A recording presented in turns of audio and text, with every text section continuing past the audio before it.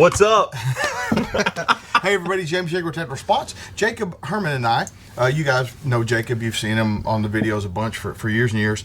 And stand a little bit closer. Okay, not that, no, not okay, all right. So here's the thing, we went to the state capitol yesterday to have a meeting with our legislature.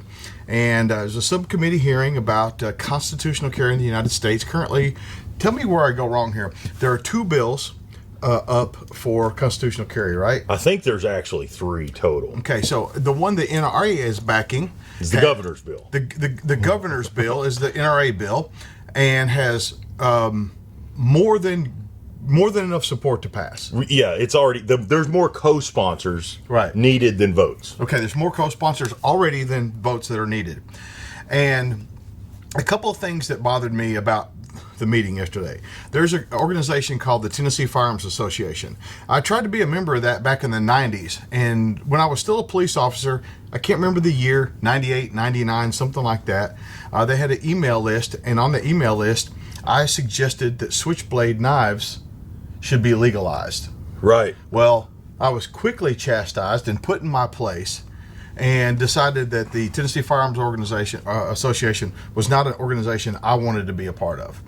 Now, yesterday, the TFA showed up in opposition to the constitutional carry bill that has more than enough support to pass. For Governor Lee's bill. They want the other one. I was really confused too. Right. We both. Like they were there. What set this whole video is I showed up, right? James and I showed up. GOA had invited people. TFA had invited people. NRA had invited people. The kids came from the NRA group at Tennessee Tech, drove all the way down 2 hours to Nashville. A couple of dudes, real nice guys from Chattanooga. Right, drove over. And, right, like the Moms Demand Action all had these like stickers. So the NRA had this roll of stickers that said, I heart the second. Mm-hmm. So I was passing them out. And this guy with TFA like took it, didn't want a sticker. I was like, fine. Like a lot of people don't want to put a sticker on, so or decal or whatever. And I was like, cool. He's like, no, I'll take one. And I handed it to him, and he ripped the NRA off and proceeded. At the bottom, he said, I heart second. And NRA ILA. Ripped that part of the sticker off, proceeded to berate me and tell me how he wasn't an NRA member, blah, blah, blah. He was obviously, and he was a TFA member. I get it. A lot of people don't like the NRA. Okay. But to be rude right. in the state capitol, the Tennessee legislature, with all the anti-gunners there, and you're sitting there joking and laughing about it, right? About how you're not an NRA member. We're all on the same team. So your bill, the one you support's not going to get passed. But at the end of the day, here's what matters. When Governor Lee signs this bill, a Tennessee resident that can legally own a handgun will be able to carry that handgun without a permit. Now, they're mad about other stuff, whatever. That's constitutional carry. I carry without having to go to a class and be taxed. Okay, tell me where I'm wrong. Tell me where I'm wrong. Let's say their bill is better. Let's just, for the sake of argument, say it's better. But we look at the cards on the table. Right. The other bill can pass. So I'm asking, since we've tried to get constitutional carry passed for 6 years longer, now, 8, I mean, forever. Okay. Is it the smart move to pass any constitutional carry bill? You would think. Wouldn't that be the hard part? And then next year, get changes made to it. Like the hardest part was getting our carry permit bill. Then Right. over the years, we've gotten a bunch of really good changes made to it. Yeah, 100%. So wouldn't the smart money, the tactical decision to win this battle be to get any constitutional carry bill passed? That 100%. Okay. And what blows my mind is the amount of people that want to bitch but don't want to do anything. Like I'm sure that guy sitting there is a TFA member. But like, what'd you do this year? Did you write your state and elected officials? Devil's advocate. Hey, he showed up there yesterday. Let me give you that. He did show up. Let me give him that. Did that. show up. But I think he showed up in like the wrong. Like yeah. Like don't take it out on a volunteer. I wasn't even a volunteer. I didn't. I was just passing out stickers. And now let me say this. That was rude. Most all the TFA members that I bumped into were either polite or didn't say anything.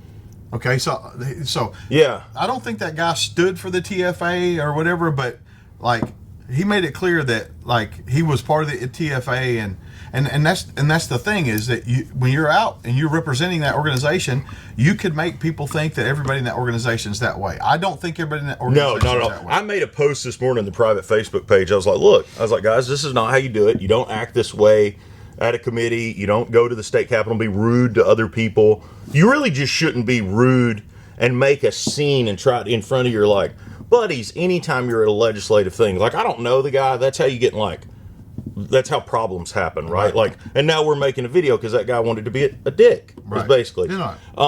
When you go to an event, act like you would act if your mom was there, right? Like that's. And let me say this. But I got dogpiled in the group. Let me just say this: Jacob doesn't work for the NRA, and he saw a roll of decals sitting there, and he thought to himself, I can do something with that. He didn't ask permission. I don't know if the NRA guy told you to do it. He just picked him up and he started walking around this whole legislative room completely filled, almost every single seat filled up, and started saying, "Would you like a sticker? Would you like a sticker?" And people were putting them on all over the place. And I thought, what a marvelous thing that he's doing. And then he runs across this guy who wants to be a butthole, and that's fine. But don't act like that when you go out to support the Second Amendment, because that represents everybody. And here's the thing, and I guarantee you, what bothers me the most about that guy is I guarantee you he didn't act like that to any of the Moms Demand Action people. Right. He acted like that towards somebody that was a fellow Second Amendment lover. Maybe we're not on the exact same page, but we are fellow Second Amendment lovers. And that's the part that bothered me. He didn't treat the enemy like that. He treated us like the enemy. Yeah. There's a lot, and I would have used this, one, if you are in Tennessee, get a hold of me. There's plenty of volunteer opportunities. If you're not, you guys, they're in your state, there's ways to get involved. But if you, for some reason, don't want to be an NRA member, which pays for registered lobbyists, we're going to have constitutional carry because of Matt Harriman and guys like Trey that work for the NRA that are getting this bill pushed through because the NRA's footing the bill for it. And shout out to Matt and Trey. Yeah, awesome dudes. Appreciate the work that you guys do. There's the Second Amendment Foundation. There's GOA. I'm a life member of GOA. People want to throw up all this stuff. Me too. That's when you throw up this stuff to us, we're members of those groups too. Right. I'm on legislative federal committees for these big groups. We participate. Don't cause more divide. There's groups that I don't like and that do stuff that I don't care for. But don't go to state capitals or meetings with lawmakers and argue. We are our own worst enemy. Argue with us. Yeah, we're gun owners. The left doesn't have to do anything because guys want to show up and try to big dick everybody else. Yeah. Don't do that. Write your legislators, get involved, and be nice to even to the opposition. You guys all have heard me go on my rants, but I didn't act like that. I think we made the point. Yeah. There's another point I want to make. And I don't remember all their names, but I remember one name, Leroy Ferris. There were about 4 or 5 firearms instructors from Tennessee that got up there in opposition to this bill because they know that if this bill passes, less people will pay for carry permit classes. Well, let me give you those. First off, can we get those names from the legislature, from the minutes or something? Yeah. We need to post those. There was also a carry permit instructor there that was for it, and he was a carry permit instructor. He was the 5th person to have shot that guy. Yeah, he was the 5th person to have shot that. Anyway, and so I was madder at these supposed, and they all got up there and said the same thing. I believe in the Second Amendment 100%. And I'm a hunter. But I think people should have training. Hey, guess what? I think people should have training too. Right. I think people should get training. I think it should be on you to get training. But the problem is, I'm a good enough instructor. I don't have to have the state make people come and give me money. God damn it.